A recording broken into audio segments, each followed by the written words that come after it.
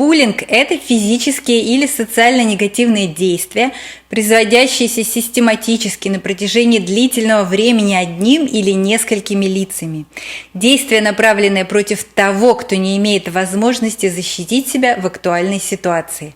Обращая внимание на поведение и черты характера ребенка, можно предвидеть вероятность вовлечения его в неприятные ситуации.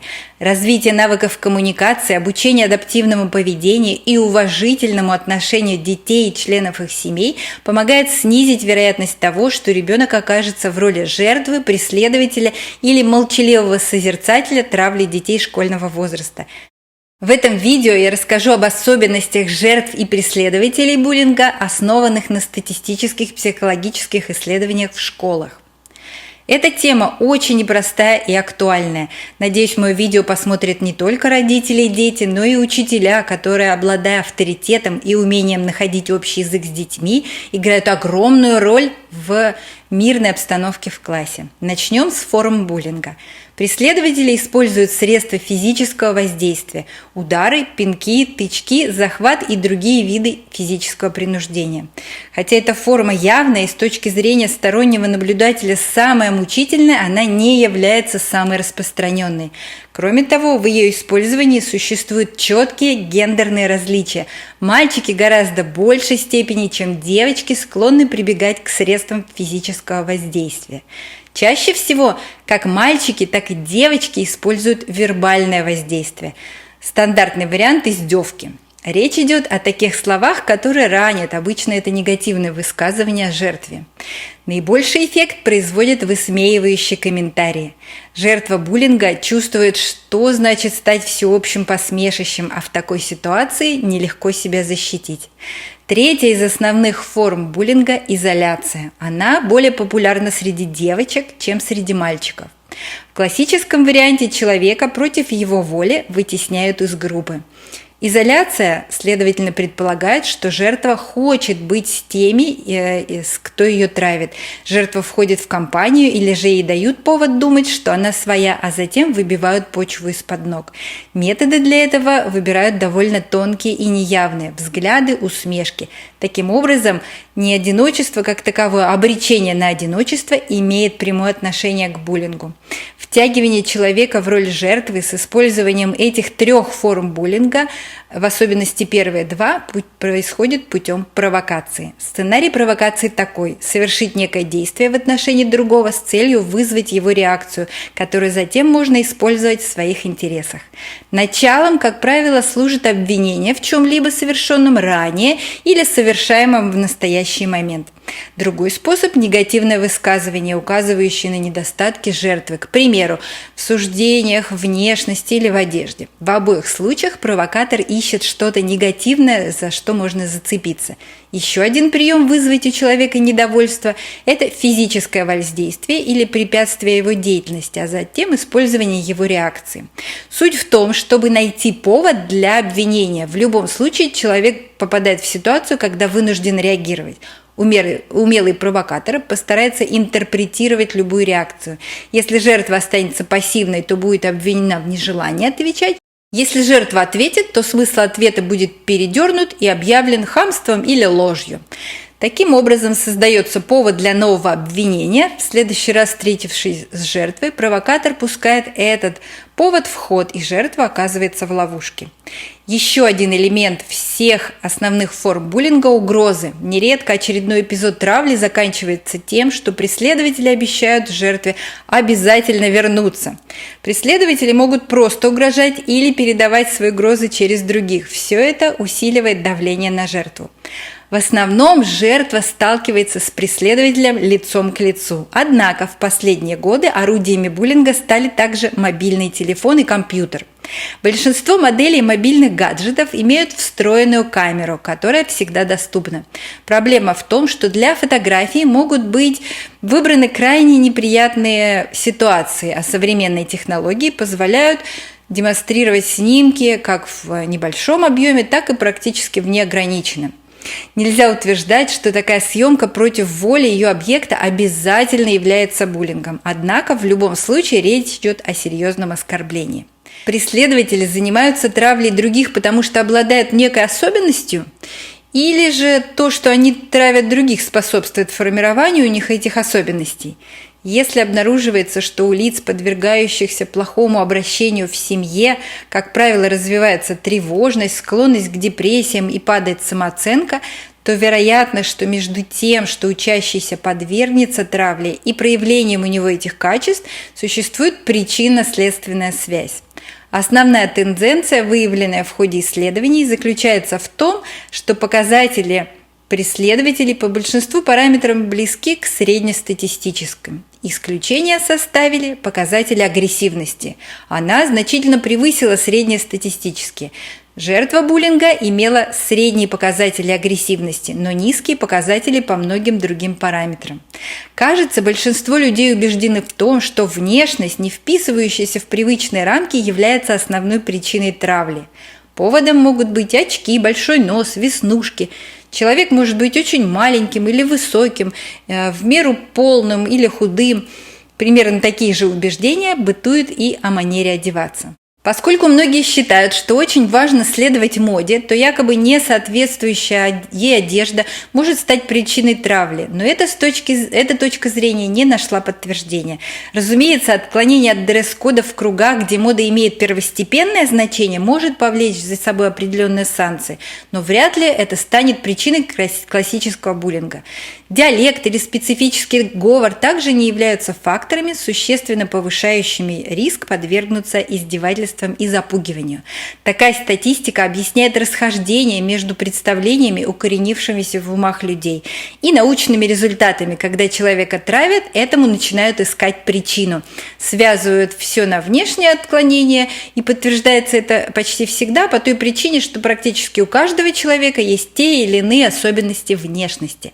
Сложившийся стереотип основан на совершенно определенной предпосылке. Тебя будут травить, если ты выделяешься из группы. То есть отклонения, бросающиеся в глаза или режущие слух, сами по себе опасны. Но это предположение неверное, значение имеют совсем иные качества. Физическая сила – это потенциал, который может быть использован для самозащиты. Логично предположить, что физическая сила должна оберегать как мальчиков, так и девочек. Одним из возможных объяснений выявленных причин различий является тот факт, что мальчики травят девочек чаще.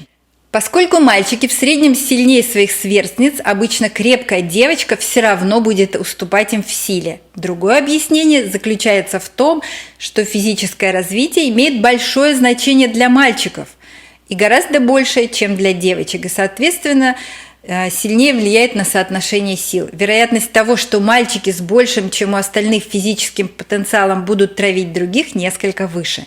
Девочки, занимающиеся травлей, по всей видимости, в среднем физически не сильнее других. Успеваемость. Уровень знаний у жертв буллинга, как мальчиков, так и девочек, чуть ниже среднего, и это расхождение более выражено у старших учеников. А может ли невысокая успеваемость стать причиной травли учащегося? Возможно, недостаточное развитие учебных умений и навыков как таковой является фактором риска, но вероятность этого мала. И напротив, как известно, между интеллектом и высокой успеваемостью существует четкая взаимосвязь. Острый ум оберегает. Это тоже потенциал, как физическая сила. Преследователи поостерегутся цепляться к тому, кто за словом в карман не полезет. И эта особенность часто сочетается с хорошей учебой. Эти данные не обязательно говорят о том, что преследователи не так умны, как остальные. Скорее, они безразличны к учебе.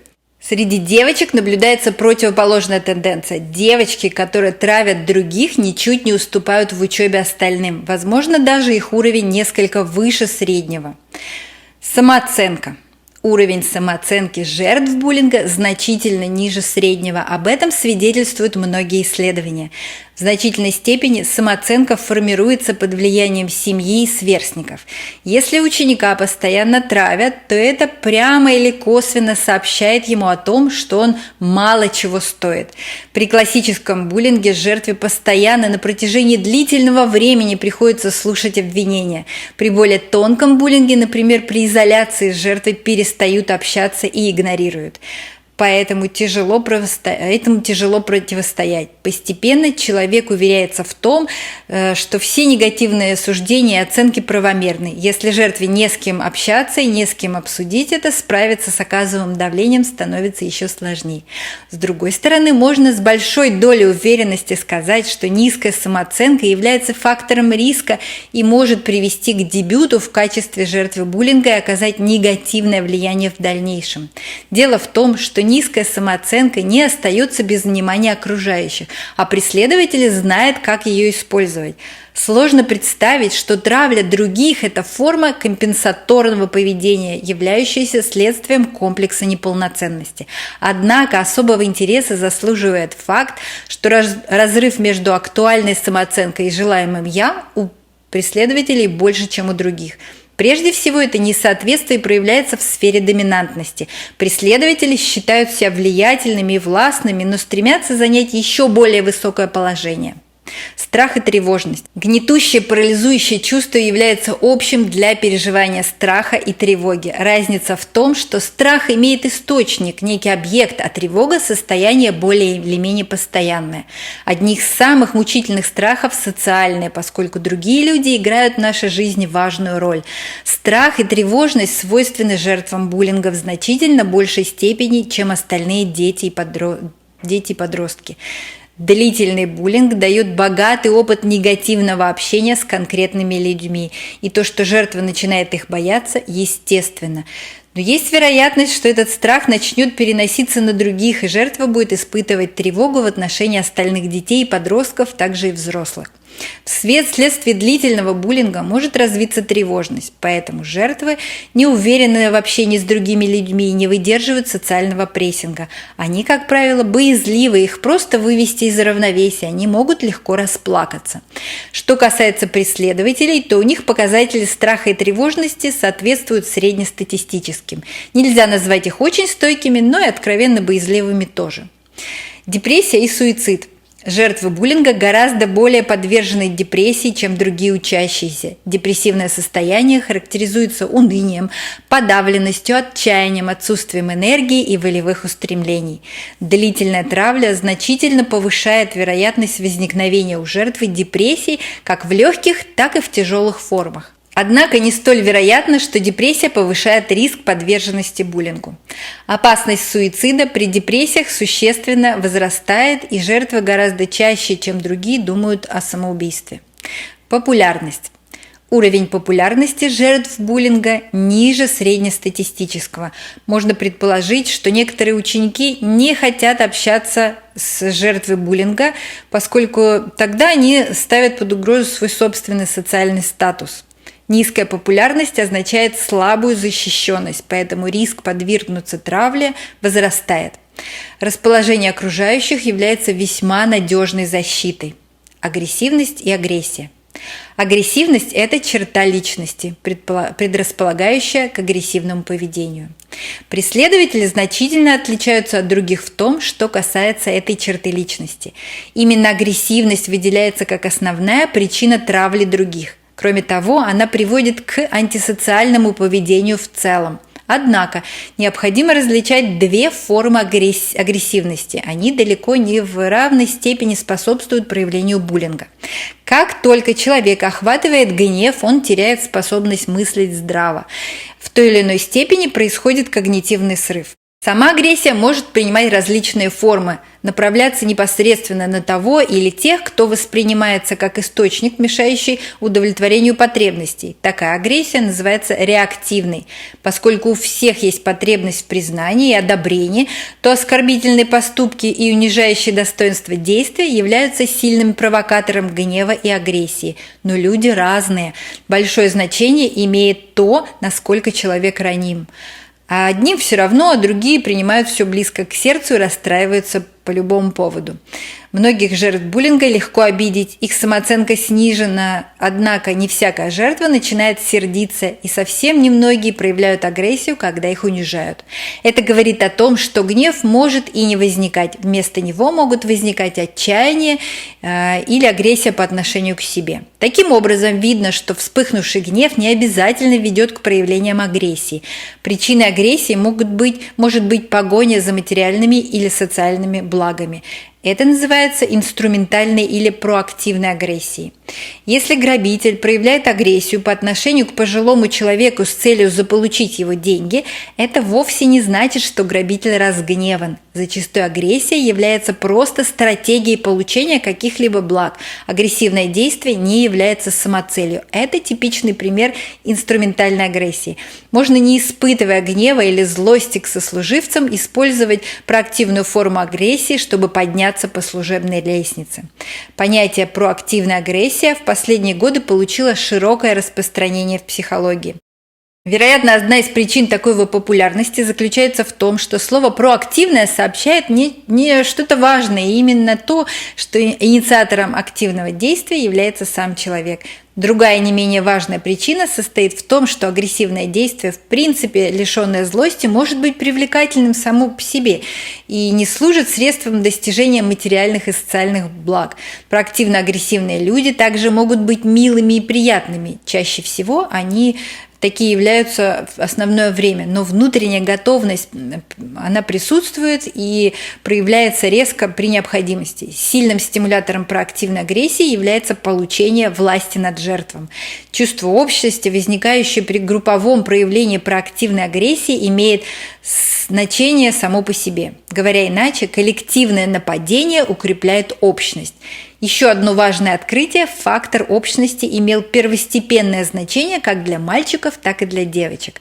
Основной движущей силой буллинга является власть над жертвой и чувство общности в объединении против жертвы. Выводы.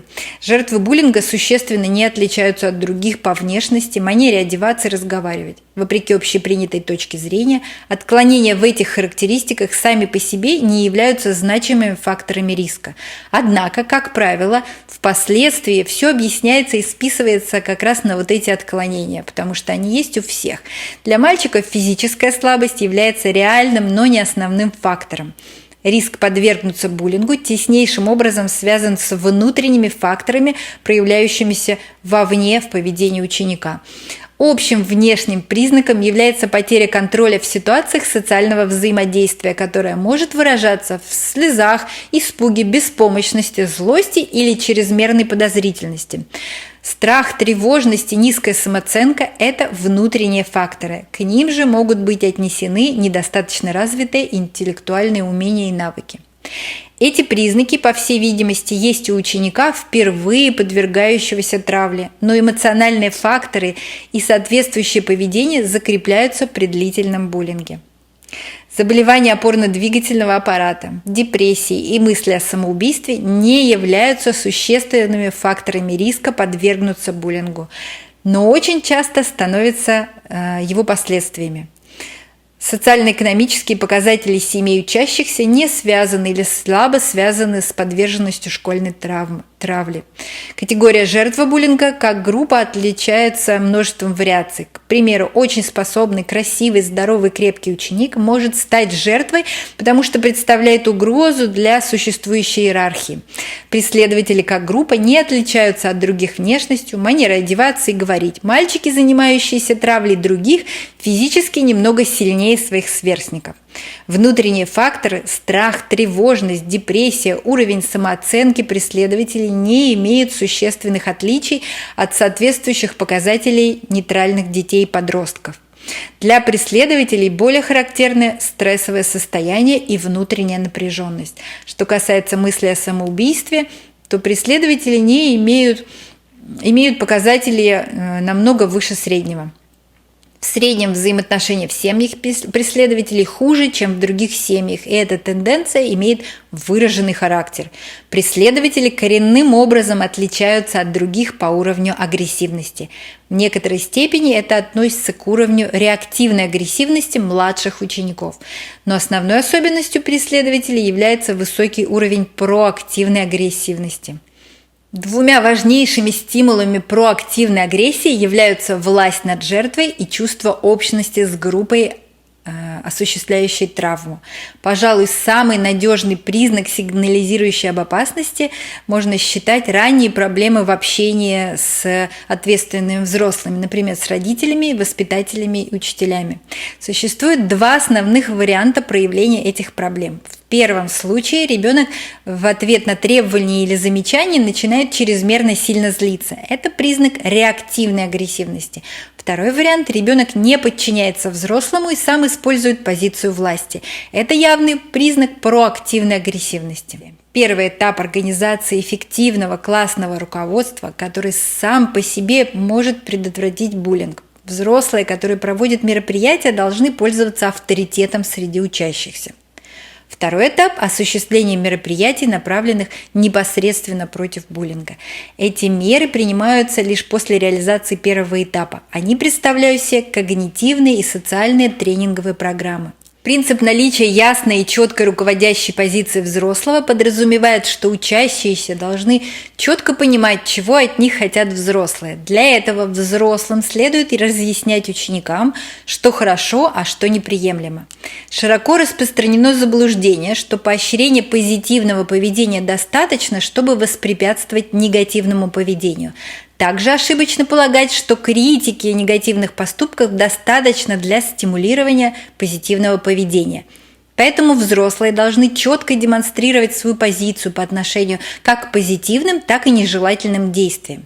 Ядром когнитивной терапии является постулат о том, что мысль управляет действием.